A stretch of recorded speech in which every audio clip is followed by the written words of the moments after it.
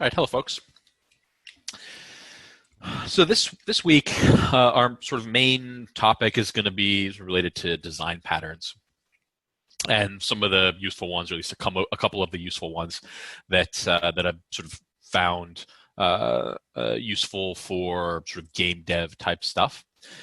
Today, we have sort of two, probably three. I don't imagine that the slides will take sort of too long to go over. So we'll switch over to Unity probably after the slides, and I'll show you a third one.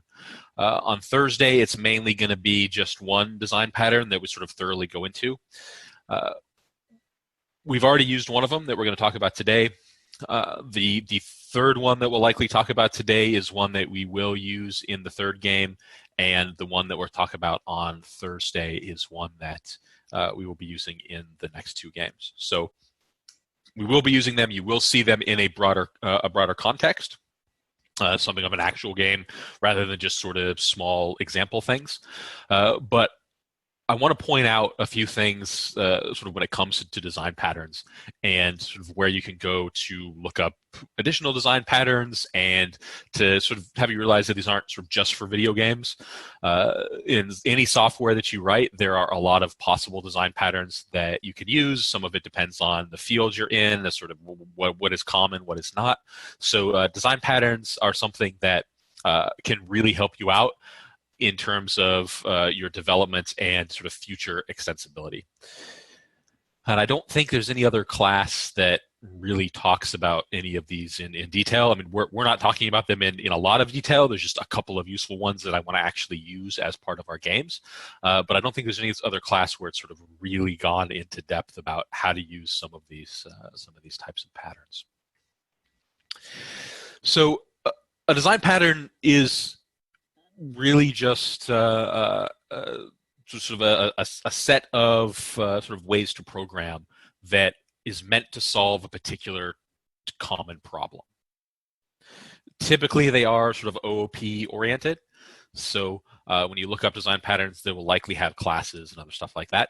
That doesn't always have to be the case. So depending on language or something, it might be other types of design patterns that aren't sort of OOP oriented, but most of the time they are. So typically, if you read about a design pattern online, it's going to tell you, okay, here's the name of the pattern, here's why you might want to use the pattern, and then here's how you implement it in whatever language that they happen to show. So it does describe a problem that you might have. So even just looking up a design pattern and seeing this is the problem that this is meant to address, you may recognize that problem.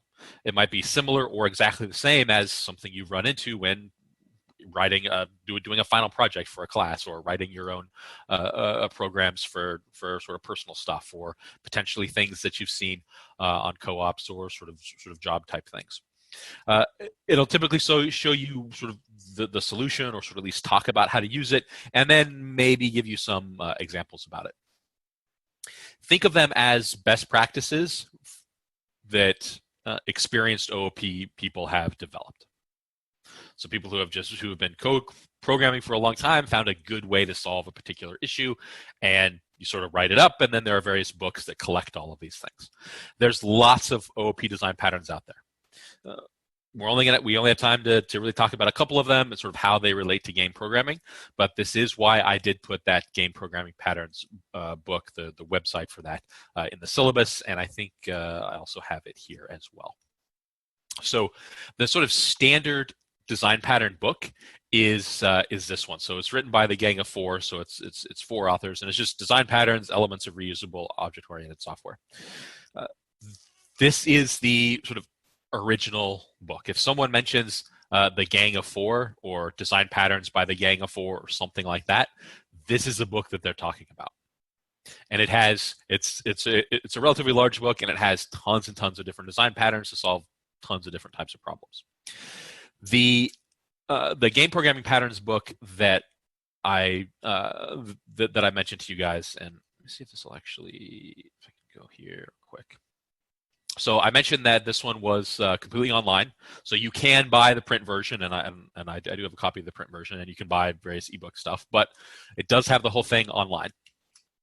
And one of the nice things here is that this author, he doesn't go through everything. He doesn't go through all the possible design patterns and how you use them in video games, but he does review a few of them from that original Gang of Four design patterns book. So that's what this sort of first piece is. And then the rest of these are sort of more geared towards games. So things like component, the component pattern. That's what Unity uses. That's why you attach components to game objects.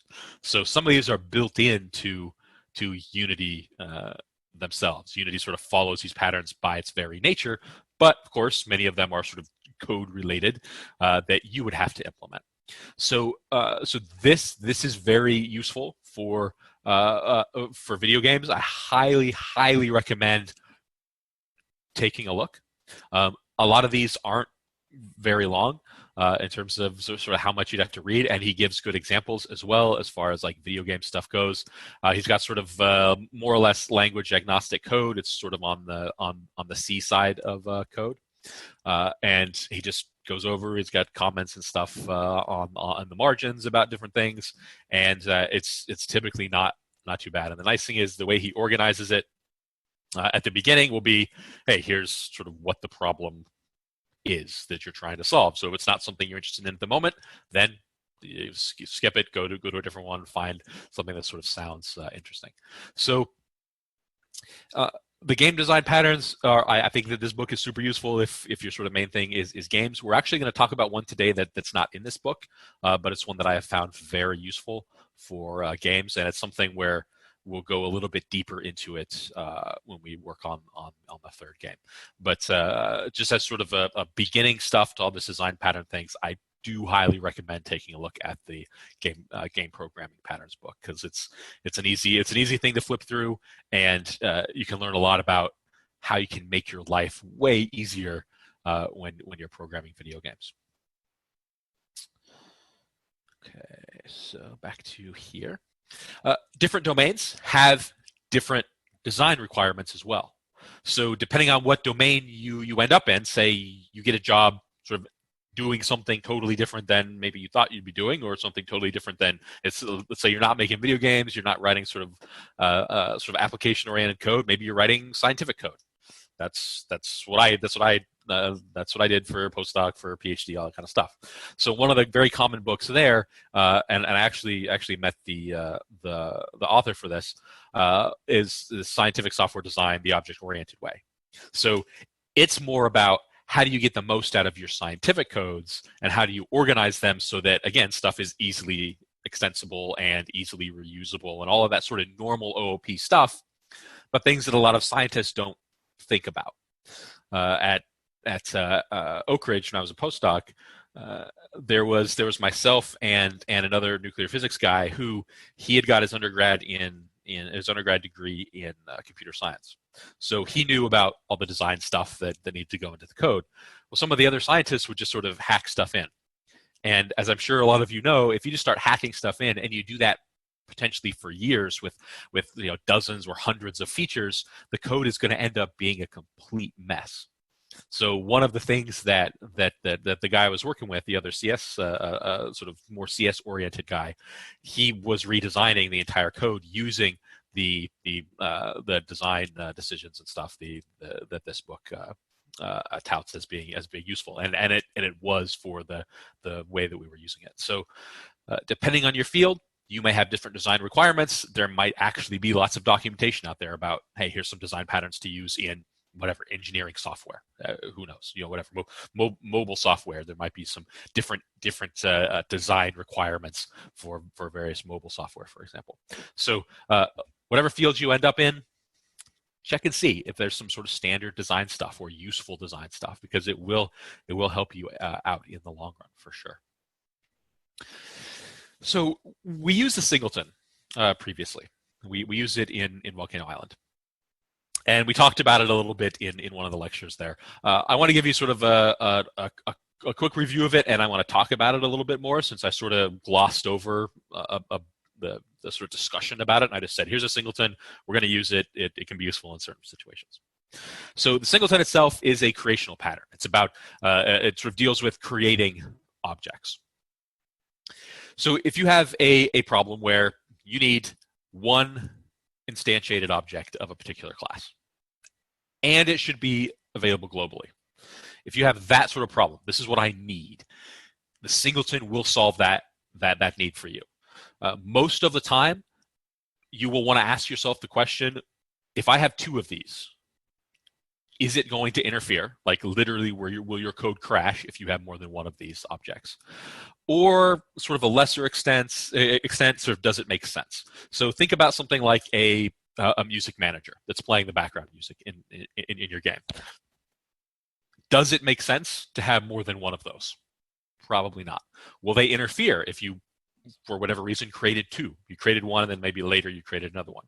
It may not cause your problem to crash, but it's definitely going to be detrimental to the performance. You probably have overlapping soundtracks or whatever that probably isn't going to sound too good. So that's a situation where a singleton could potentially be useful. But there are two things listed here. There are two sort of, it sort of solves two problems. One instantiated object and the available globally. If you look at many, many other design patterns, you'll see that they solve sort of one thing. This is one of the rare ones that sort of solves two, although there's a lot of contention about this one. So we're going to talk a little bit about that. There are other ways that you could ensure one instantiated object, but if you need, for whatever reason, if you need both of these together, the singleton is going to get you there. So the solution to this, the sort of solution to this type of thing, or in order to sort of do both of these things, one instantiated object available globally, the solution here would be only allow one instantiation, usually via a private constructor, and allow a single global access point to reference that single instance that you create. I think sometimes at the end of CS1 and usually in CS2, I do talk about the singleton in Java. So if you had me for like CS2 or something, or potentially in CS1, it's possible that I did talk about this a little bit in Java. And I do want to show you the Java implementation, because to me, the Java implementation is more, I don't know, intuitive than the Unity implementation, because Unity has sort of you don't really have access to the constructor in a mono behavior and all that kind of stuff. Yeah. So Andy, yeah. We talked about the singleton in CS2, and they can be very useful in video game context for sure. So this is the idea behind the singleton. It is useful to see in the implementation in different languages, especially languages you know. Then it starts to become like, oh yeah, okay, that makes sense. I understand what's going on here. I understand what it means by a private constructor and a single global access point and that kind of stuff. So I do have the Java implementation here that I do want to show. It looks similar to the one in Unity. There's just a couple of changes. So this is your typically, and I guess I probably should change this. This should probably be private here. This should probably be private. There's not really a reason to make that public. This is your actual instance. Notice it's static, right? So it's static, which means that no matter how many instances of this I create, there's only one of these. There's only one, this underscore instance. And initially, you set it to be null. Then we have the constructor. This is where things could get a little weird if you've never seen something like this before. It's a private constructor. So if I was in Eclipse right now and I wrote this up, I could never create a manager or a manager object. Throw the text in here. I could never say manager M equals new manager. This is not possible with a private constructor.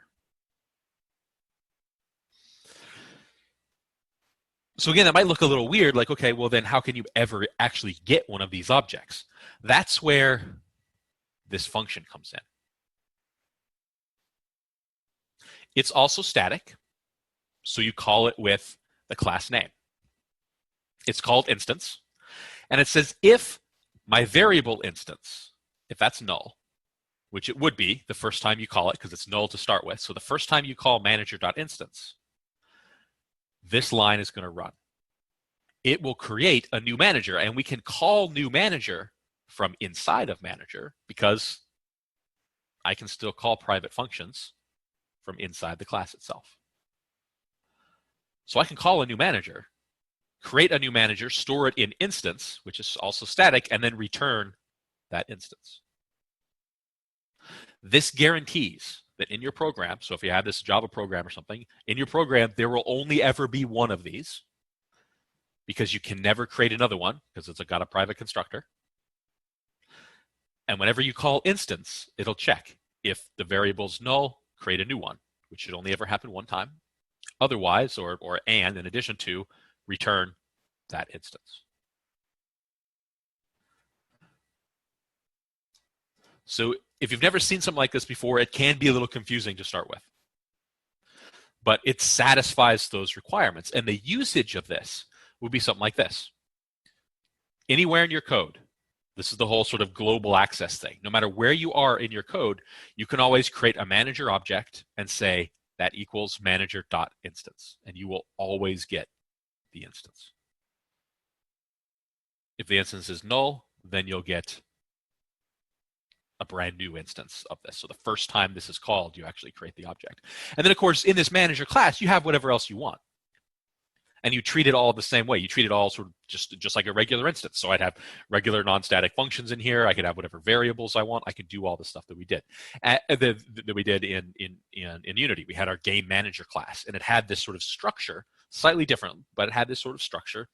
And we could sort of treat it the same way. I could have game manager GM equals game manager.instance. And that's how I have access to the game manager from anywhere in my code. That's the global access part. The key here in the Java version is that private constructor. That's what really kicks this thing off to sort of allow you to satisfy that problem or that question that we started with that the singleton is meant to address. In Unity, it is a little bit more complicated. And in fact, there are ways around the single object sort of thing. Most of the time, a lazy singleton in Unity is going to be fine. And this is basically what we did. So we've got my private static manager, starts at a null.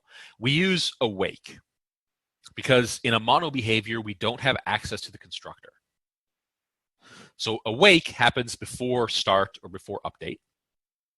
Think of it as the first time this game object is sort of available to do something.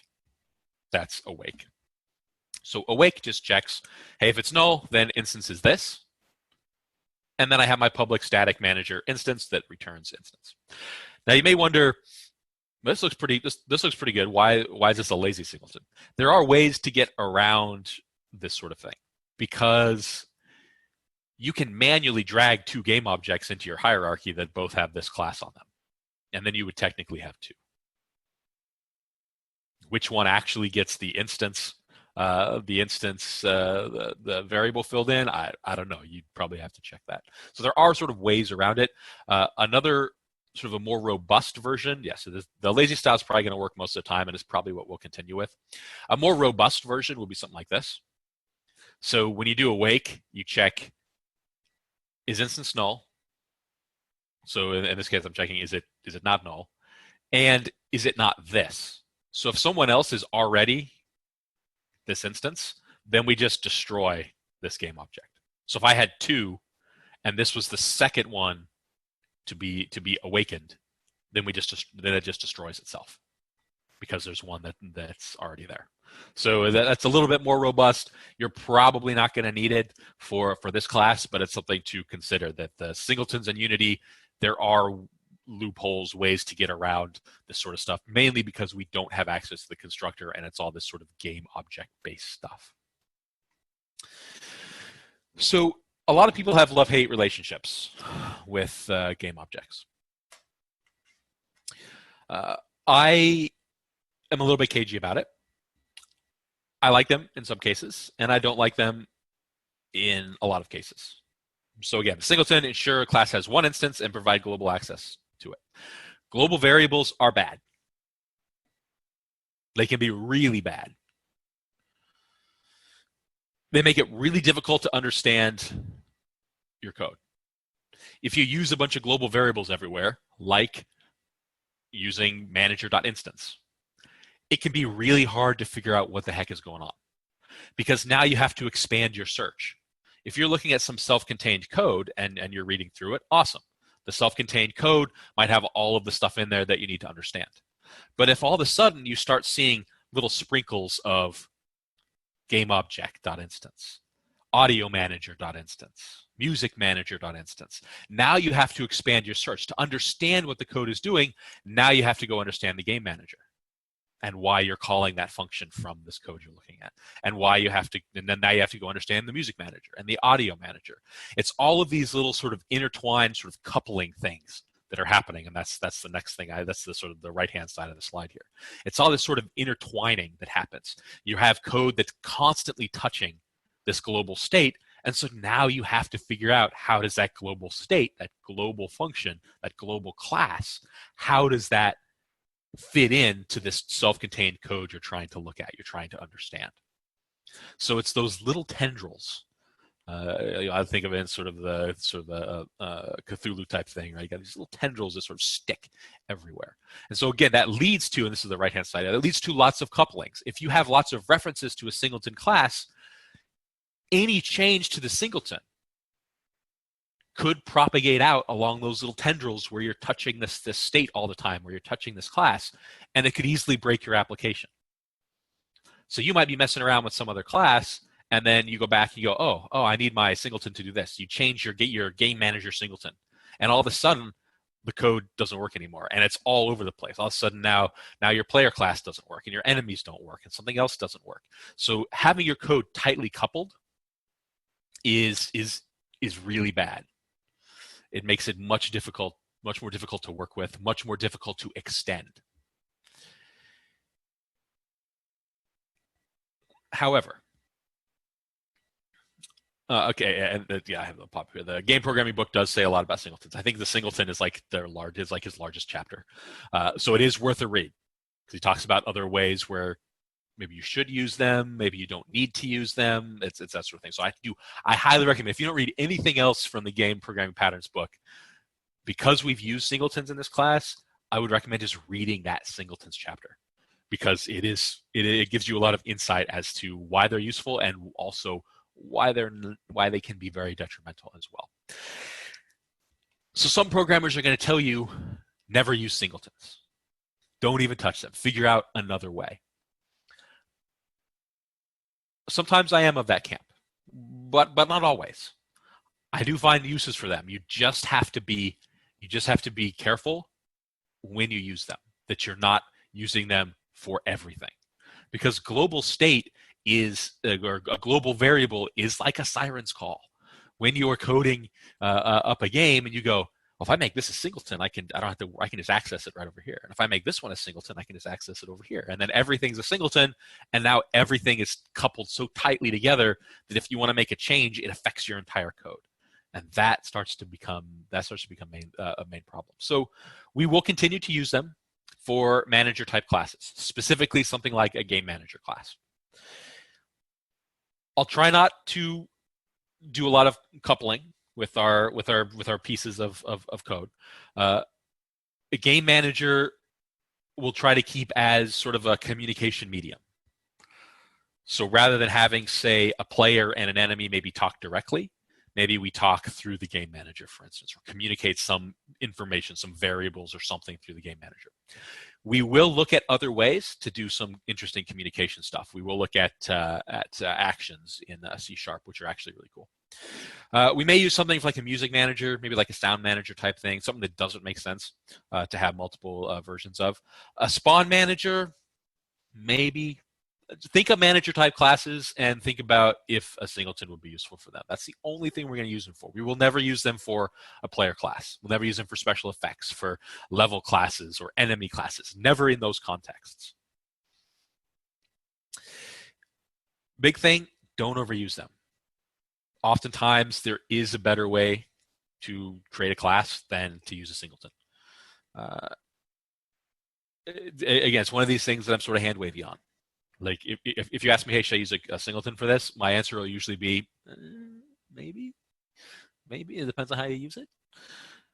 I think one of the YouTube channels, Infallible Code, that I put on the syllabus. I think him and the people that he has talked with about it on various videos. I think he is a fan of never using them ever. Just find another way. In some sense, I do agree. In sort of other senses, I don't. So it depends. Again, take a look at the game programming patterns book and see what he says about it as well. Potentially look up some other folks' opinions, and as you use them, as you program games, as you use singletons here and there, as we use singletons the rest of the semester for our 2 other games, you come up with your own opinion. If you've run into one of those major issues where it breaks everything and you hate singletons after that point, then yeah, you never have to use them again. But the big thing is use them, see what it's like, look at what other people say, and come up with your own opinion for them. It's one of those things. And of course, if you go for a job or somewhere and they say yeah, never use a singleton, then you pretty much have to follow what they say.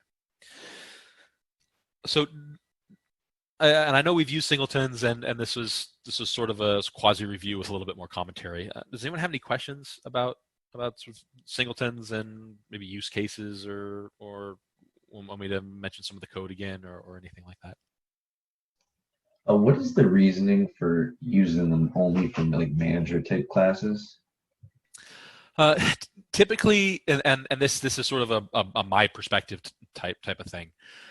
Typically, having 2 of the same type of manager class isn't something that I would ever want in a game that I was creating. So I wouldn't want 2 game managers. So to me, that's good enough of a reason to use a singleton for the game manager. The fact that it's globally accessible is the part that leads to this potentially bad coupling, to those little tendrils that sneak out to all the rest of your code. And that's something that I do try to limit. And if you're conscious about it, then you can limit that. So you can sort of try to limit the downside while still having that upside of there's only ever going to be one of these. There is no possible way that I could ever have more than one of these manager classes. Now, in Unity, you can sort of enforce that yourself by just never creating another game object with that component on it. In other languages, of course, in other game engines, that might not be possible. So I still sort of follow the sort of general sort of principle of singletons, even though you can kind of enforce it for yourself by not creating other game objects with that particular component on them. The global access can be nice in limited sort of circumstances, or at least more limited circumstances than sort of using it everywhere. So that's why I typically hit them up for manager classes. Something like a player class, if you made that a singleton, it could cause design problems down the road, for instance, because you might think, oh well, I'm only ever going to have one player, right? So let's make it a singleton. It'll be all good. The problem is for things like so in other words, if you only have one player, you can only ever have one game object that is in the hierarchy at any given moment that is a player, if you sort of make the robust version of the singleton. The problem is you may want to make different variations on that player, for instance. Maybe potentially different difficulty levels, for example, might have a different variation on the player.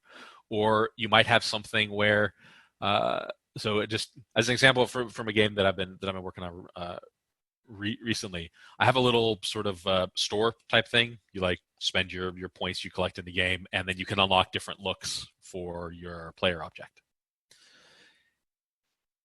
In the store, the player, the actual graphics, the actual object that's there to show you what the player would look like is actually a player. It's actually a player object that's just in that location to show you what the player object would look like, so that it has all the correct animation and particle effects and all that kind of stuff that you would see if you brought that player into the game. So in that case, I technically have multiple players in my game, even though when I first started, I didn't sort of realize that I was going to be doing it that way. So in that case, making the player a singleton would be detrimental. You'd have to go and change your code, and potentially, because singletons tend to sort of get into all the cracks in your code, you may have to change a lot of code if you want to remove a singleton or change something from a singleton to not a singleton. So that's sort of the reason why I keep them to sort of manager type classes.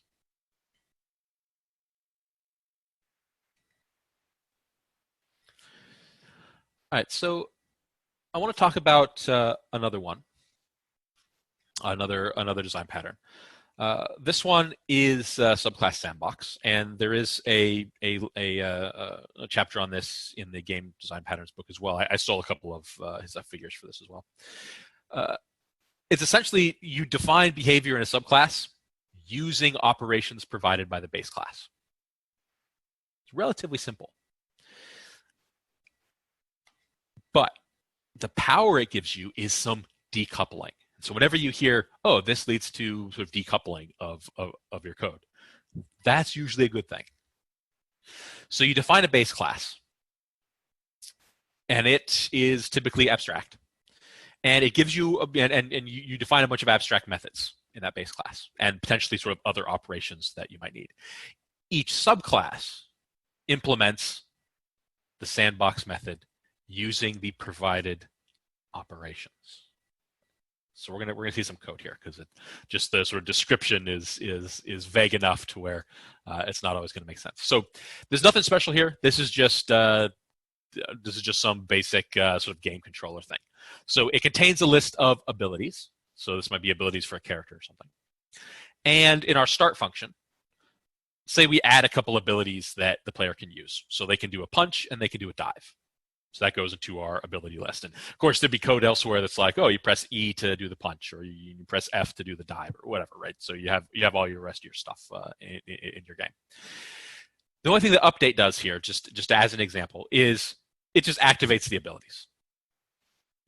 So if you were coding this up, we're not actually going to go into Unity and code this one specifically up, because I think it's simple enough. But the only thing that update does here is just it activates the ability. So the key thing here is that it calls this function activate. That's how you actually do the ability. So we have abilities, one called punch, one called dive, and to activate it, we have to call this activate function. So there's nothing special here. It's just showing a little bit of usage about the abilities themselves. The ability class itself is an abstract class. So you never instantiate an ability, right? So in the previous slide, in this one, there's some polymorphism going on, right? Because we're creating a new punch and a new dive. Those are abilities, so they can go into my ability list. There is an abstract method, activate. So that's that activate method. And then we have three functions: move, play sound, spawn particles. These are protected, and their intent is for them to be used by the subclasses. So remember in C#, if my intent is for something to be overridden, I need to use virtual in here. So there's no virtual. So these are not intended to be overridden. The only function that's intended to be overridden here is activate. And of course, you may have more functions that do other stuff or whatever, but the intention here for the function for activate is to be overridden by the subclass. Obviously, because it's abstract. The rest of them, though, are not. So in here, you do whatever you need to do. Maybe the punch moves you forward a little bit at some speed. So you sort of, you do your punch and your character moves forward a bit. So you'd have some code in here that would move your character by speed. You might play a sound when you do a punch. So you do that as well. You have the sound played in here. You might spawn some particles. You spawn some little puff things, or I don't know what old sort of comics would do. Have like a POW or whatever. You might spawn something like that. So you might have that capability in the spawn particles. But these are concrete functions that you're not going to override. Then we have the classes.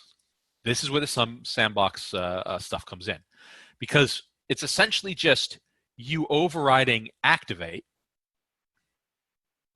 and playing around with the functions that are in the base class.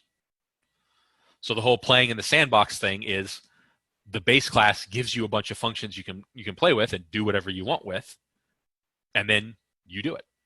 So in this case, it's going to move, whatever 10 means in the move context, that's what's going to happen. It plays the sound punch, and it spawns some particles. The dive ability is going to move you maybe further, and it'll play the dive sound, and then it also spawns particles. And of course, you may have other sort of helper functions or whatever inside the class, but the inside the punch and the dive class. But the point is, you're only calling the functions available from the base class. Essentially nothing else. Again, you might have some helper functions in here or something, but really, the sort of the most of what you're doing, especially in the overridden function, is calling functions from the base class. So the question you might ask yourself then is, well, what do you really get from this? Why wouldn't I just create a punch class and a dive class and just put everything in here that I need? So we're going to talk about some of the use cases for this as well. So I got a couple pop-ups here, just like all subclasses implement activate. Activate only uses methods provided by the base class. All right, so if you have a base class that can provide all the operations that a subclass needs to perform, then that's a situation to use it. If you have, and I think this sort of ability and sort of punch dive is a good example. If you have the capability for your ability, if you say all abilities are going to do something with a move, with particles, with a sound, then the base class can provide all of that potential information. So your base class might be relatively large, but then your subclasses will just use those functions that you've already written. If there's a large overlap in the behavior of your subclasses, so going back a slide, punch is going to do the same thing as dive, just slightly differently. So there's no reason to rewrite and sort of copy a bunch of code for punch and dive. And this minimizes the coupling between subclasses and the rest of the program. This, to me, is the biggest sort of benefit and sort of win to use it. When you want to minimize the coupling between subclasses and the rest of the program, and it sort of causes this by default. Because if I go back one slide, punch and dive will never touch anything else. They only use things from ability. So if I change a game manager, it's not going to break punch and dive. Granted, it may break ability, but it's never going to break punch and dive. Ability might have connections elsewhere. It likely would. It might have connections to the input, to your input of your code, whatever. But the underlying abilities do not. So once you have these set, you don't actually ever have to change them, unless you want to change the behavior of the ability, and maybe it plays the sound or moves, maybe it plays a different sound or moves a different amount or something for tweaking wise, but you never have to go in and change these. They've completely decoupled from everything else, and they only use stuff from the base class. Okay, the benefit here is obviously coming mostly from inheritance.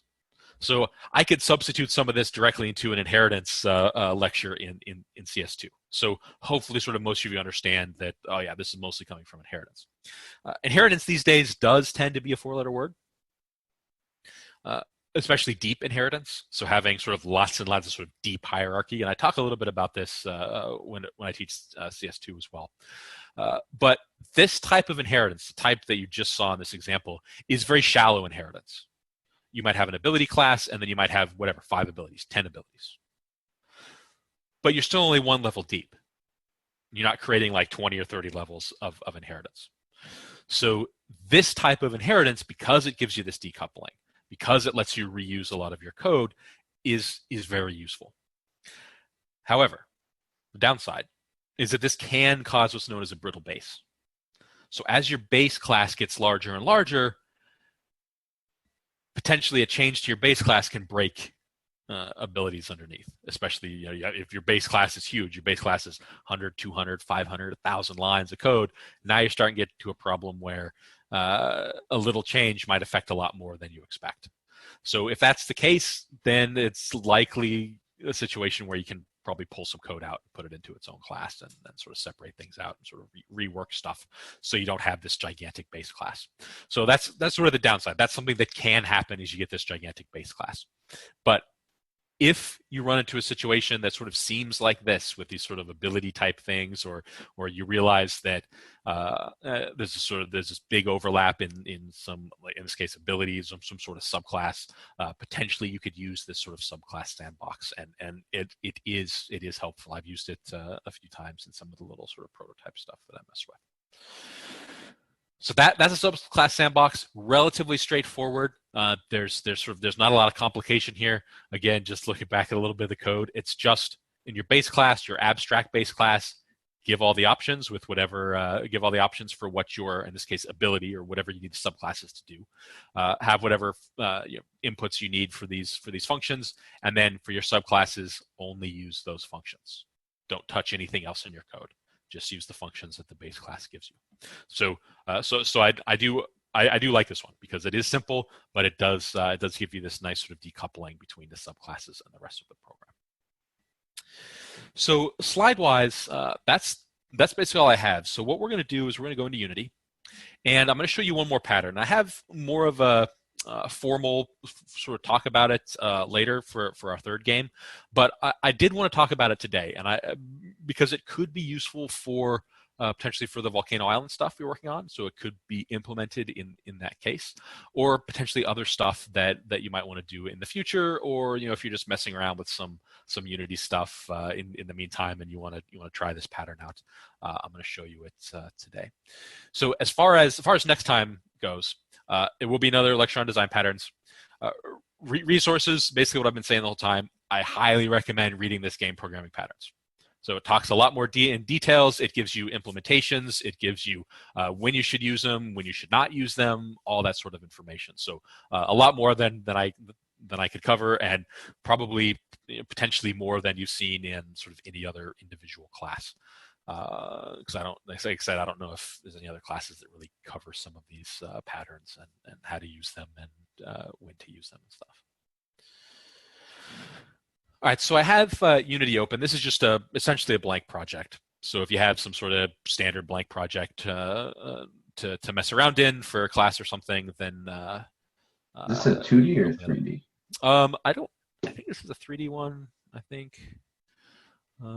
Yeah, I think it was a 3D product. It's not. We're not gonna do anything other than look at how some code works and look at some printing out to the console. So it's not really a big deal. I think actually in this one I do have a few things in here. I think I have like a particle system or something in here that I was messing around with. But in any case, let's get that taken away. I don't have any scripts in here yet, and that's what we're gonna make now. So we're gonna sort of do like a spawner type thing. So we're going to say, okay, we have a spawner. We're going to spawn some game objects, and we have something like that in Volcano Island. We were creating the little fireballs. So what I'm going to do, and I know that it takes a few moments if you're just opening up a new like Unity project or something. I know it takes a few moments, but we're not going to do a whole lot sort of Unity wise on the sort of Unity side. I'm just going to create a quick empty game object. I'm just going to call it spawner. And I'm going to create a quick script that I'm going to call spawner. And we're going to throw that guy in here. So take my spawner script, throw it onto the spawner. So right now it doesn't, there's nothing in the script, and we're just going to assume that this is going to spawn some game objects in some way. So we're going to write a little bit of that code. It's going to be very simple. I'm not going to write a bunch of like timed spawning or anything like that. We did that for Volcano Island. So I'm going to keep it very simple for this spawner code. Apparently, did I have this on? Yeah, apparently, I wonder. We'll delete whatever is in here. Okay, so I don't know why that was. It's weird that was in there. Okay, so what we're going to start with is we're just going to have it be completely empty. And I am going to put a start method in there. And all this is going to call is a function called spawn. And spawn is going to be, let's see here. We'll make it public. You could probably make it private too, but all it's going to do is actually spawn something.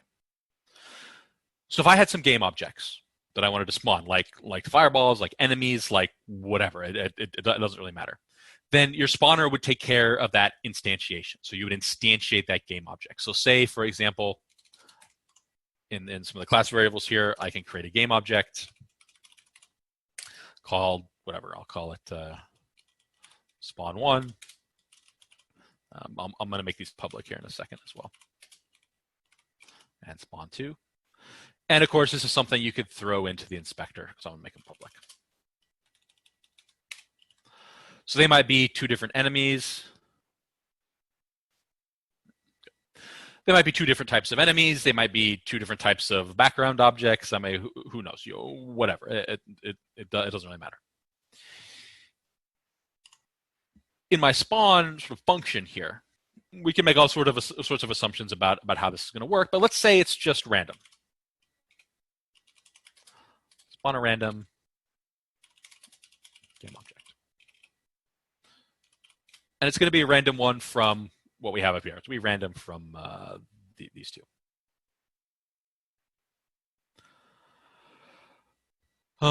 Andy able to escape from the brackets by using tab. I don't think tab will go, although I don't know if there's a I think you can press. So if you do something like, let me put the instantiate in here. Do I have that? Oh, yeah, I'm not getting the. I'm going to copy this. I'm actually going to delete this. I don't know why it had something else in there before. So I'll just delete this completely.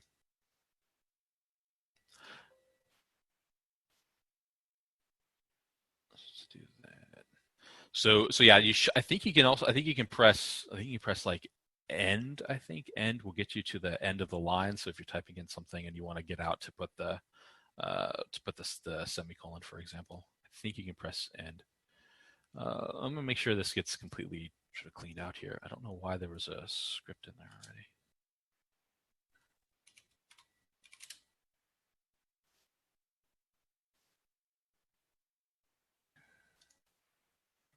Okay, that looks a little better. Put this back in. Let's see instantiate.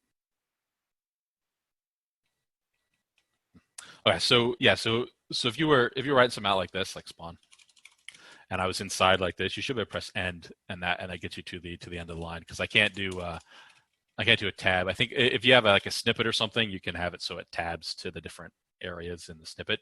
But I think pressing end is probably the easiest way. Okay, so let's create a random value here. So let's say we want to spawn a random object. We need a float. I'm just going to call it num, and this is going to be random.arrange. I don't know why this is messing up here. I want to get my autocomplete, so make this a little bit faster here. I'm just going to one. I'm just going to regenerate the project files here.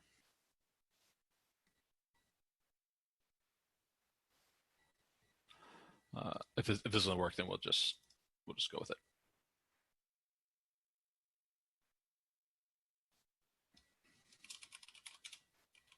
No, at least not yet. Okay, so for random.range, you can generate floats from this. So maybe you want to float between 0 and 1, for instance. I think we actually did get stuff back here. Maybe not.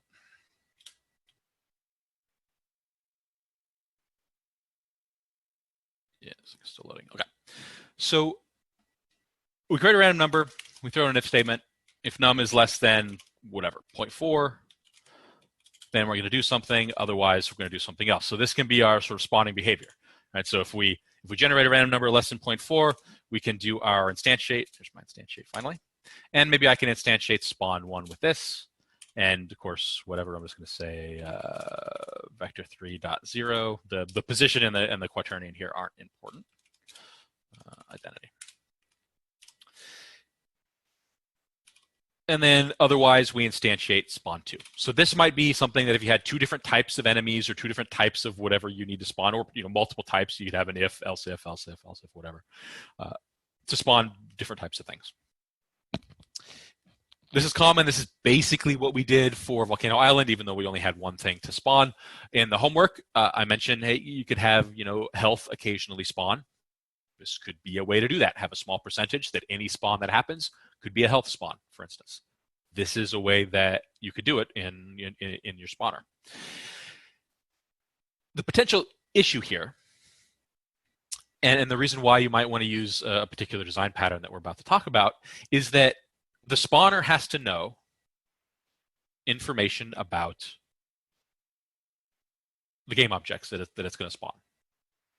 It knows about them. It has to know about them in one way or another, and it basically knows what it's going to instantiate. Because you can also set this, right? You can say game object geo equals this, and then you can do stuff with geo. Right? You can say geo dot whatever, geo dot get components, and you can grab a component from the game object and do whatever. In Unity, in my spawner script, then I would create some extra game objects and throw them in here for spawn 1 and spawn 2. The design pattern that I want to talk about changes this. It changes how this spawner would work. It decouples, and this is that decoupling idea. It decouples how you do the spawn from when you do the spawn. In this case, it's both. When I call spawn, it will spawn now. And how they spawn, the random number generation, happens now as well. They both happen at the same time. The when and the how happen simultaneously. But with the pattern we're about to talk about, we're going to actually decouple that. So I'm going to make a new script. And I'm going to call this factory.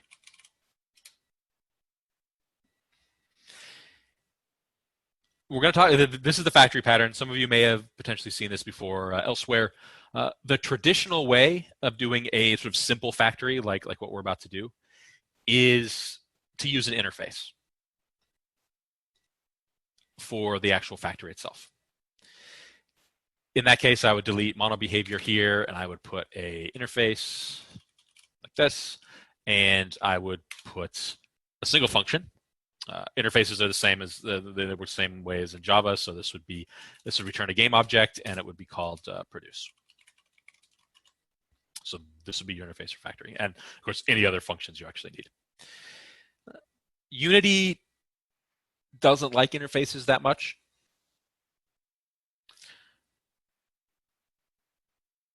I'm not really sure why, but using interfaces that you intend to be put or that you intend to use in the inspector in some way may not work the way you want them to. So what we're going to do, and yeah, this using this sort of interface, this sort of factory interface, this is the way that I would do it in something like Java, for example. But in Unity, I'm going to make this an abstract class. Because abstract classes don't have any problem in the inspector. I'm also going to keep mono behavior. So it's basically the same thing as what started, except I just put an abstract in here. And then this needs to be, this produce needs to be filled out. So this would be public abstract produce, game object produce. So I made an abstract class for factory. It doesn't really need anything else other than this, an abstract method called produce that returns a game object.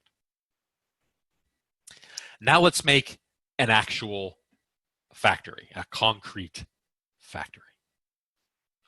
So I'll create one more script here after this compiles. So I'll create another script, and I'm going to call this a random factory. So I'm going to open that one up in a second. Oop. And essentially, I'm going to take that code that I started with in the spawner, and it's going to be moved to here. So I'm going to have a public game object called spawn1, and another one called spawn2. And instead of inheriting from mono behavior, I'm going to inherit from factory. Just because I inherit from factory, that also means I inherit from mono behavior. So I can put this random factory script onto a game object because a factory is a mono behavior and a random factory is a factory. So we have all of our nice sort of ISO relationships that we want to be able to use stuff in the inspector and on game objects and stuff. I'm going to create that that method I need to override. Remember, you do need to have override in C#. So this would be a public override game object produce.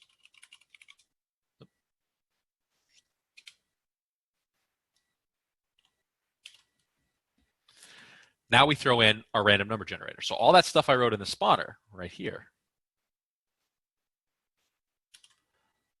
I can go to my factory. I can put that in. And instead of instantiating, we're not going to do the instantiation here. We're just going to return. We're going to return spawn 1, and we're going to return spawn 2.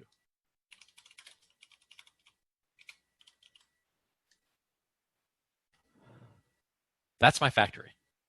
That's actually all I have to do. But in spawn, you'll see where this decoupling occurs. All I have to do is this. I need a factory. That's something that would need to be up here. So let's say I want a public factory. And I'm just going to call it lowercase factory. Then all I got to do is say this. I can say game object go equals factory dot produce. And then I can do the instantiate line.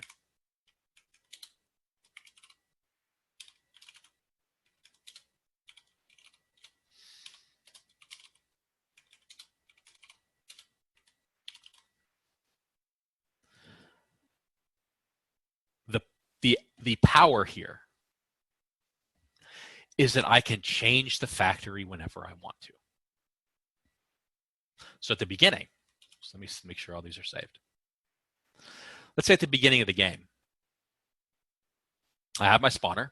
It needs my 2 spawns, which I'm not going to bother making, but it also needs a factory. So I'm going to create a new empty game object, and I'm going to call this the random factory.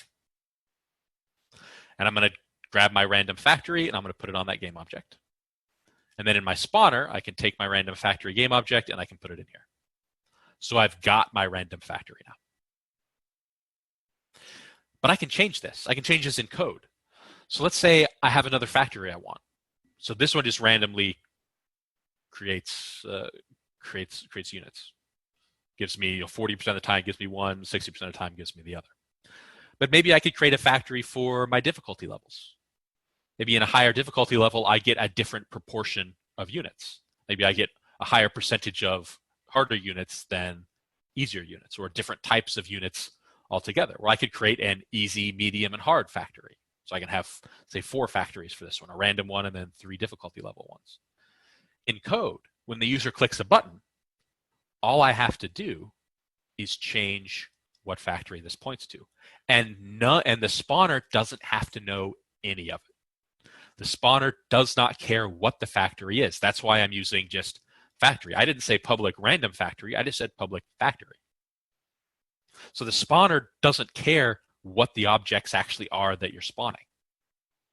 It doesn't care what the factory gives back. It just knows that, hey, factory gave me an object. I need to instantiate it. Does it matter what it is? Not really. The factory determines what it is. So you're separating that out. You're separating these pieces. You're separating the actual instantiation from the choice of game object that you're actually instantiating.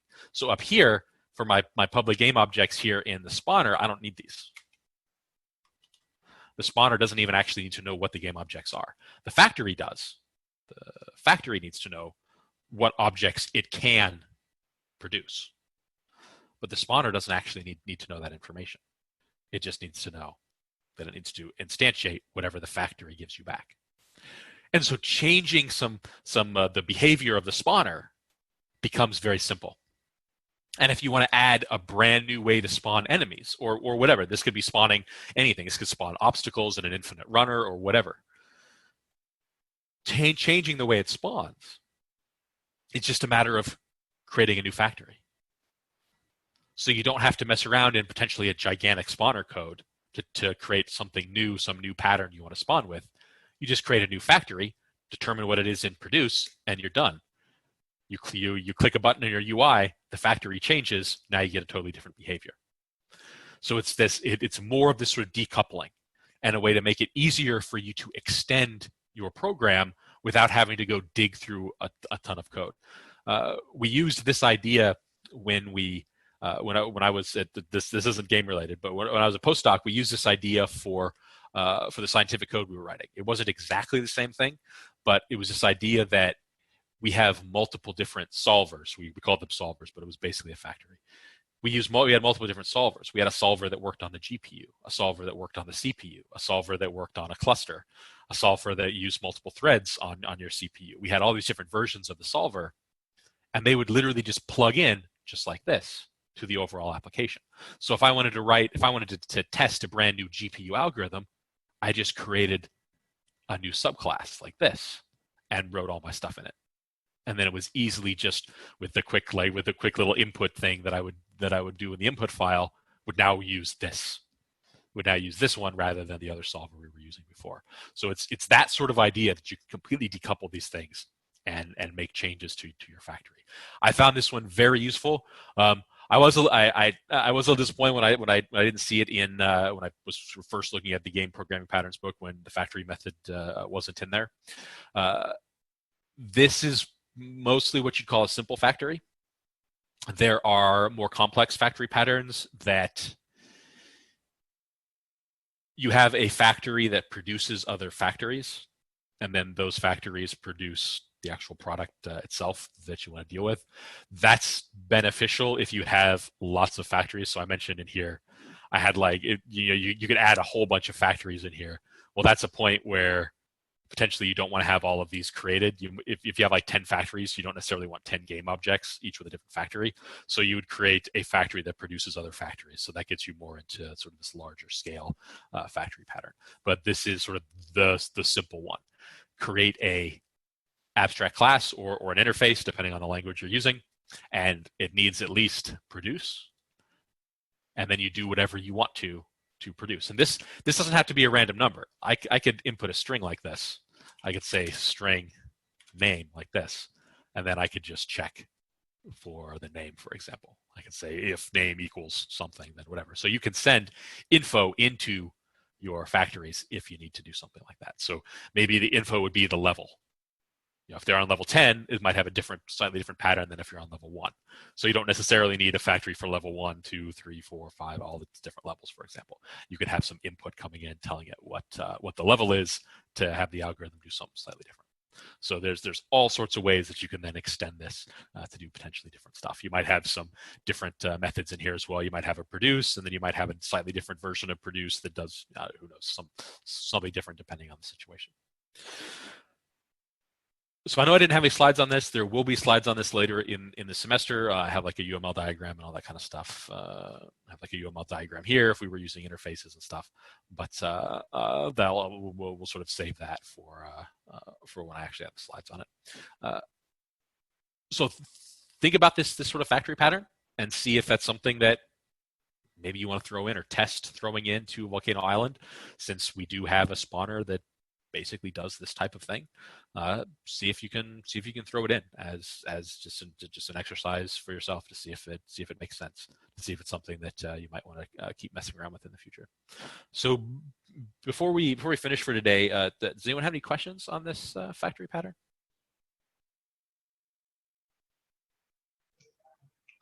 How'd you add the scripts? I'm sorry, I kind of got lost in that process of what scripts attached to what. So I basically had two game objects. So that the spawner one, the spawner script went on the spawner. My random factory script went on the random factory object, and then the spawner needs to know, at least at the beginning, you can change it through code. The spawner initially needs to know what factory it's going to be using. So then I took the random factory object and brought it into the factory on the actual spawner itself. So this spawner, if we were to run the spawner right now, if we were to run through the code, the instantiation would fail. But if we were to run the code right now, and we didn't worry about the instantiation, it would run from the random factory, because that's the factory that the spawner has associated with it. Which, like I said, of course, you could change that through code as well. You don't have to have it dragged in here if you don't want to.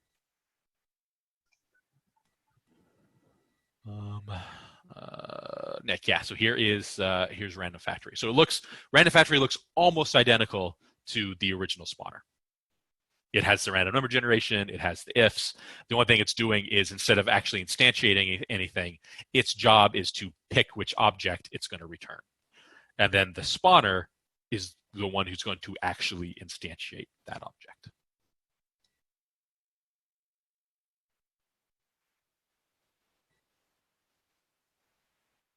So it is sort of this sort of middleman style thing, but it gives you that flexibility to where it's easy to change or add new factories to change the spawning behavior without even touching the spawning code, which I've always found to be super useful. So in our third game, we will use this. We're going to have multiple enemies. We're going to have 2 types of enemies and a boss enemy.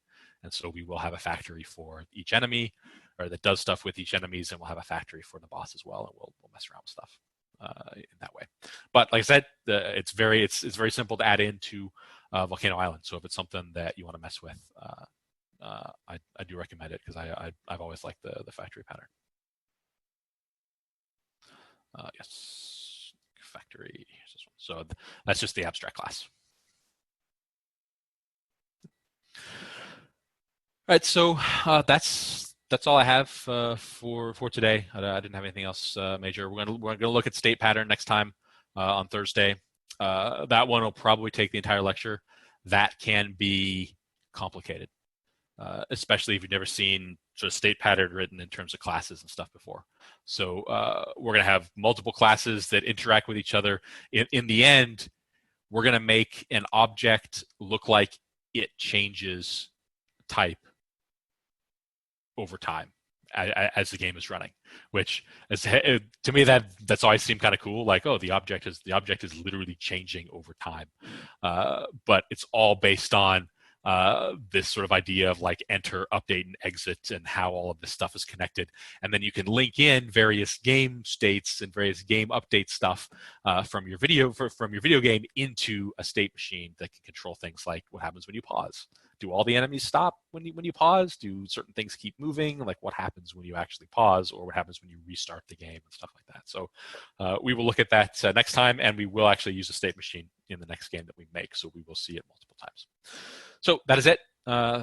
Thanks for hanging out, and I will see you guys on Thursday. Thanks, Professor. Have a good one. Yeah. Thanks, Professor. Have a good one.